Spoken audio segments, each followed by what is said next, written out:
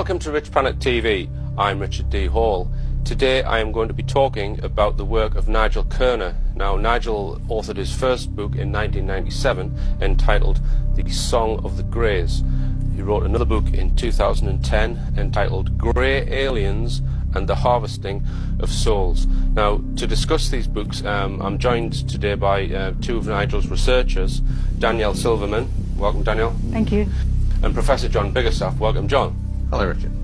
Given this scenario, and what Nigel hypothesizes is that really in the same way that I mess with organisms on plates, that these guys were messing with us as a species, really looking for advantageous genetics. They only care about whether they can mess with our genes more efficiently.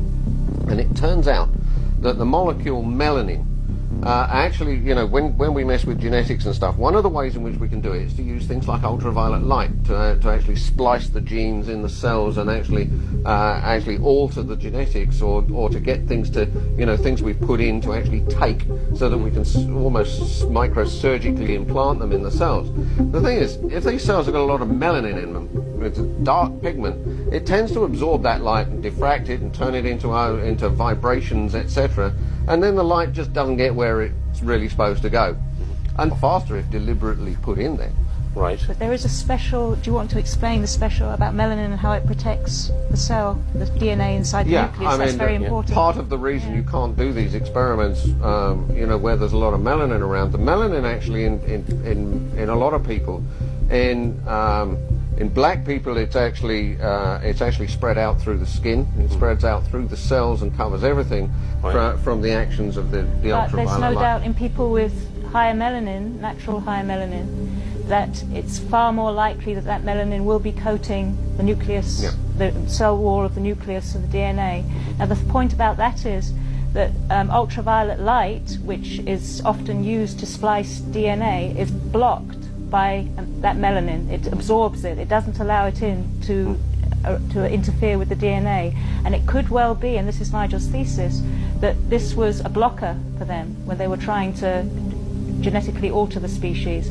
And therefore, when maybe just out of random mutation something like an albino came along, they discovered, wow, we can get straight in. Right. And it may well be that the paler skinned people on the earth maybe have that pale skin because of this genetic experimentation to make things easier for them to work on human DNA. And in fact, Professor Steve Jones argues that this thing about vitamin D being, paler skin being there to allow vitamin D to be absorbed and so on, all these theories about why pale skin happened in the first place, he believes it's not an adequate explanation. There is no real explanation or justification for the need for pale skin at all. Yeah, because I think if dark skin is always an advantage in every circumstance. Right, because most people would just automatically assume, well, they went to live in the north where there's less sun, so therefore their skin changed colour. But that's not the case. According to Professor Steve Jones, an eminent professor of biology, that is absolute nonsense. Right. Okay. There's just no reason at all for pale skin. You would want to absorb more light, and you know, I mean, why did we lose hair if we came to a colder climate, etc. Yeah. So obviously something's wrong with that idea. Right. All right. And Nigel contends that the white races, the northern European races, have probably had the most interference from this outside entity called the grey alien. Yeah, and he doesn't say that. It's very important to say he doesn't say that from the point of view of a kind of reverse racism. Right. It's just he's letting us know that, right, that's there, you may need to do something about it, and maybe suggesting ways that we could do something about it. And if you look at the record of the European nations throughout history, in terms of colonialism, imperialism, and what the havoc they've wreaked on the world, it makes the point that really. It's the blue-eyed white races that have got their finger on the nuclear. Well, I mean, what about China? Because he mentions the Chinese as well, doesn't he? He says that they've had significant intervention. Am I right there? That's right. Yes, there's been interception all across the board. They found ways of doing it, but the most efficient way to do it is on cell nucleuses that aren't protected by the melanin shield. Right. That's just the most efficient, easiest way to do it. The more you look into melanin, the more that you are going to realize that eumelanin, which is what I have, African peoples have, Afro Negroes have, Bantu peoples have, dark-skinned indigenous people have. Anybody that has melanin of the darker pigment in their skin are the blueprint of the Most High. So the people who have the pheomelanin are not. Now, I understand when I bring out these things and I say white people are mutants and aliens and abominations, it's true. It doesn't mean I want to go oppress them because they're mutants and abominations. They made up lies about us so they could oppress us. See, I'm not like them. I'll bring out the facts. I'll bring out the facts and show you that even white people are saying that they're a lesser type of people.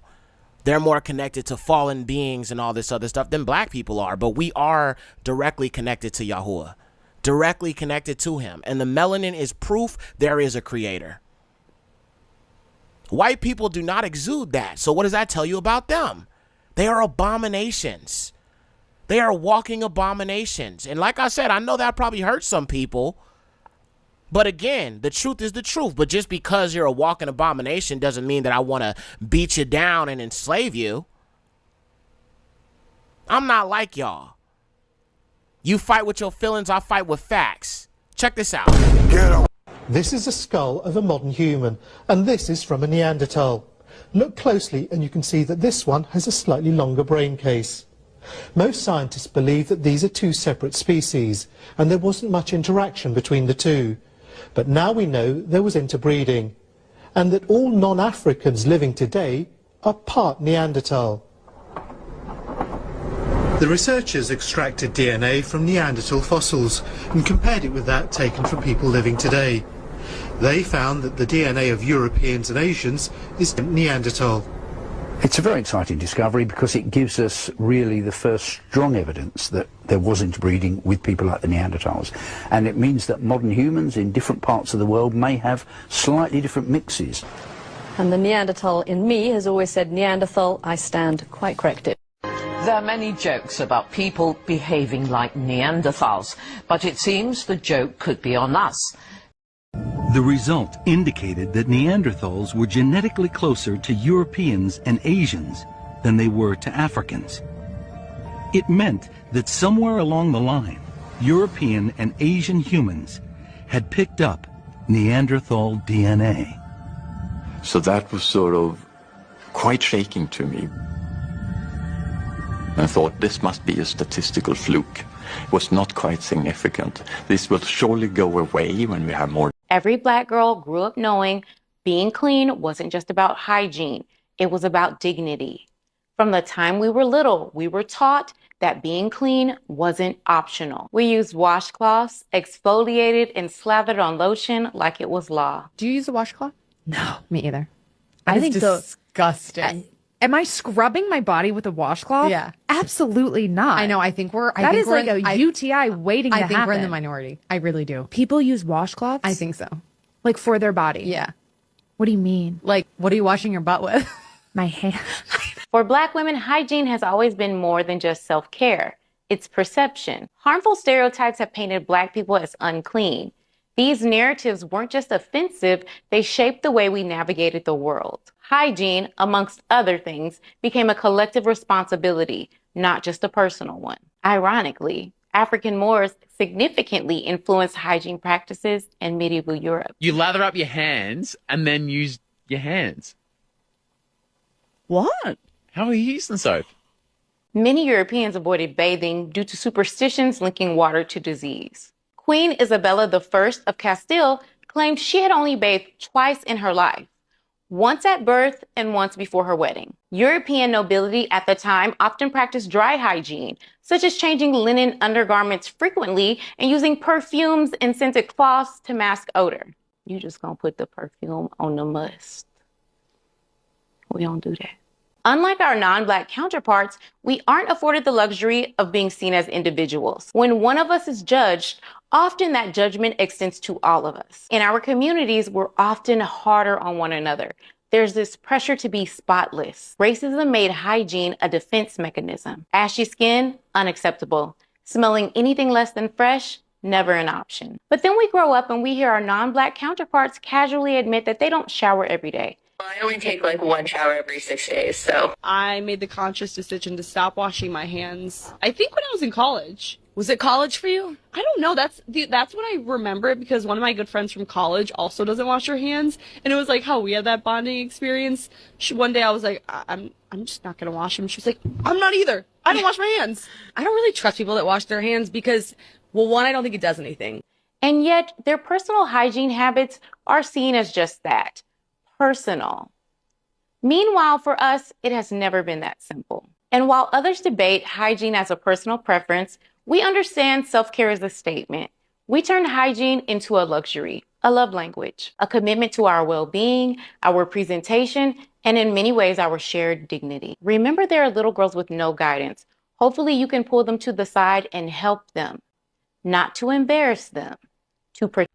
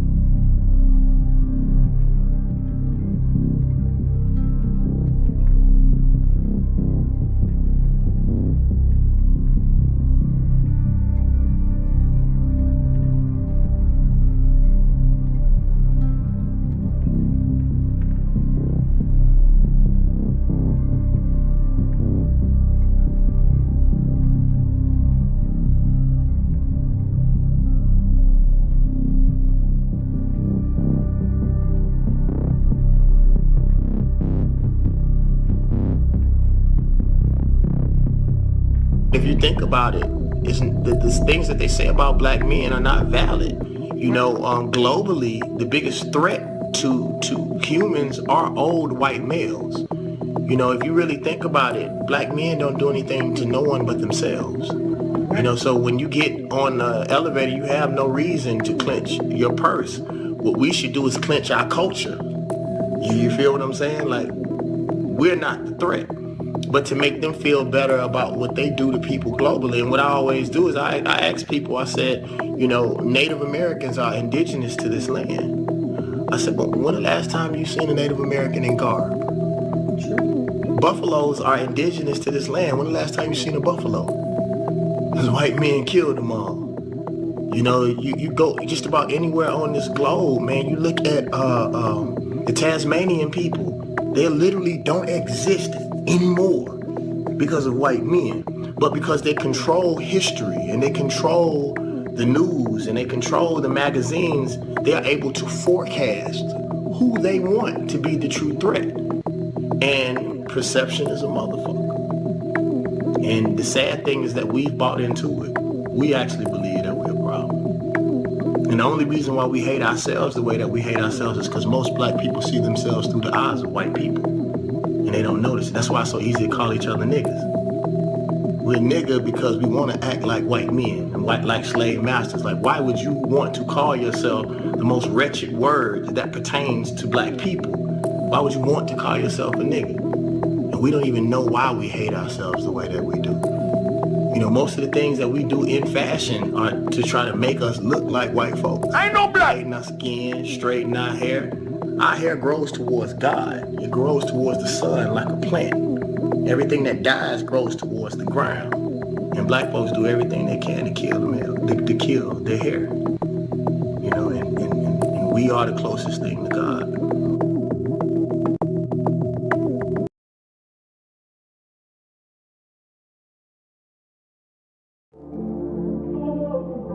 Thank you for watching. Don't forget you can support this channel by Cash App, $Malkiyah Music.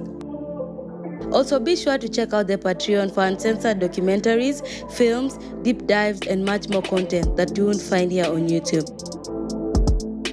Check out the merch store for the latest strip.